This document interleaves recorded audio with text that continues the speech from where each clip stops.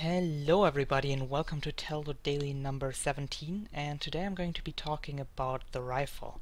And I'm not a huge fan of the rifle, to be honest.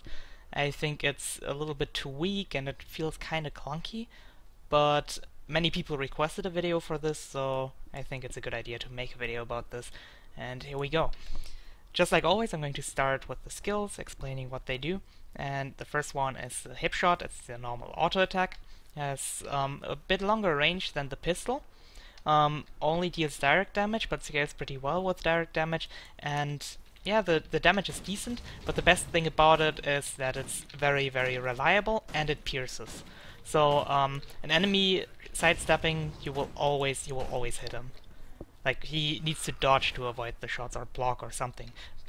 Just with movement he won't be able to avoid it. Some other auto attacks can be avoided by sidestepping like this, or just changing the direction at a longer, if you're at a longer distance to him.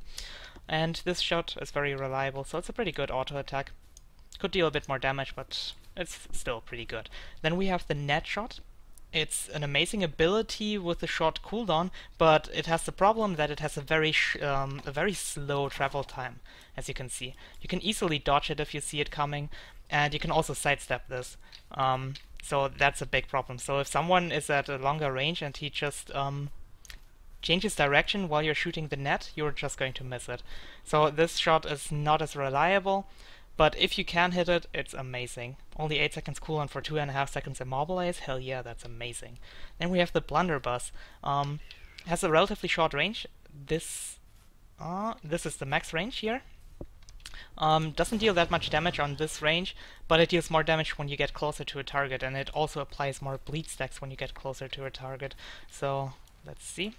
Let's try this at a really close range. As you can see, more bleed stacks and also more damage. I didn't crit this time though.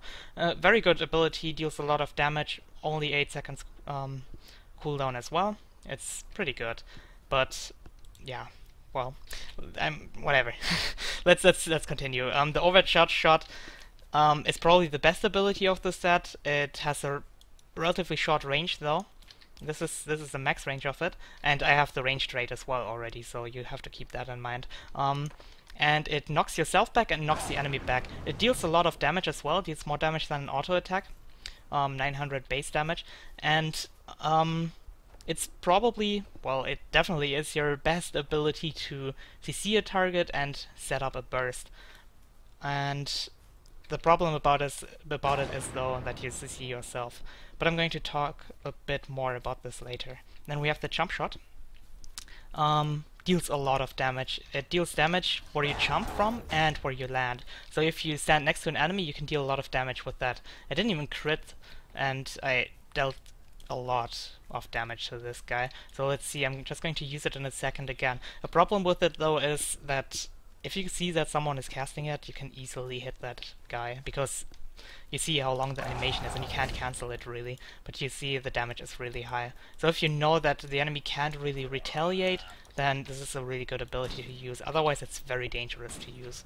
Can also be used to just jump away from enemies, obviously, and it's a leap finisher, so you can technically use a smoke field or something and then stealth yourself, but I don't think bombs are that great for power builds.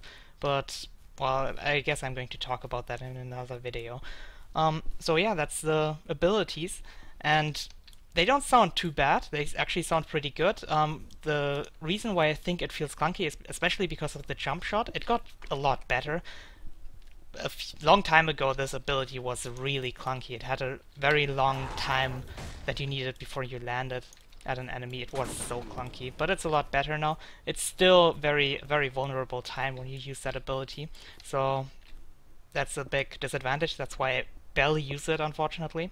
And the overcharge shot is amazing. It has a short cooldown and can set up really nice bursts because the CC on it is really long, but since you CC yourself, it's harder to set up proper bursts. And that's a problem about the rifle in general and power engines in general. If you look at a Mesmer, for example, a Mesmer has pretty damn reliable ways to deal damage at range. First of all his abilities are, or most of his abilities are beams, so they always hit, and he can spawn a berserker next to the enemy, which is relatively hard to avoid, because, okay, well, you can avoid it relatively easily actually, but you can just use all your abilities on a Mesmer, and it's so much easier to burst enemies on range compared to an engineer. Like, the best thing I can do is just auto attack with the rifle, and don't get me wrong, the auto attack is pretty good, especially because it pierces, but it's just not amazing. And usually I try to run grenades with rifle, and it's just hard to set up a burst properly. Like, if I hit this guy on this range, and if I would want to hit him with grenade barrage, okay, the dude just blinks back, but even if he wouldn't blink back, he would get up before the grenades would land on him. So that's a big problem. What you can do though is use this and auto attack once, and then use the net shot, and that you should always have enough time to do that. So you can get one auto attack and then a net shot, which will immobilize the enemy for a little bit longer, and then you can try to hit some grenades on the enemy, or whatever build you're running, whatever burst you want to use. Other than that, it's also a big problem with rifle. If enemies attack you, it's so hard to retaliate. If I don't know, it's hard to, like, if you miss your overcharge shot, you will be in huge trouble. It's going to be hard to hit the net shot. If you don't hit your CC on your enemy, you will have a really hard time in melee, and it's just harder to deal damage back at close range. Like, if an ally sits on you, he's probably going to deal more damage to you than you can deal damage back. But if you run a power build with rifle, you can just sit on range and you can deal a good amount of damage like this, and that's the main thing which is good about rifle. So what I would wish for rifle is probably, I don't know, something to fight back and get better and more reliable damage with it. Well, there are a few tricks though that can help you with better burst. You can, for example, run Elixir B, and then you can use the toss ability to give stability to yourself, and then you can use your overcharge shot and just combo it up with some other burst right away, because you won't get knocked away since you have stability on yourself. So that's a good trick. Let me get out of combat. There's also other things. You can use a regular stun breaker, and you can also use this ability. Where is it? Thumper turret, and you can use the F2 ability right before you knock someone back, or you can also use it after the knockback as well. Oop. See? You can just cancel the CC on yourself. I'm not a huge fan of the thumper turret, but that's something that you could try out. I honestly haven't tried rifle builds too much lately. I actually tried to use a build earlier today, and I just got frustrated with it, to be honest, in SPVP. But I've always had that issue ever since they nerfed. Like, they constantly nerfed power builds, even though they weren't that great. For example, if you look at the traits,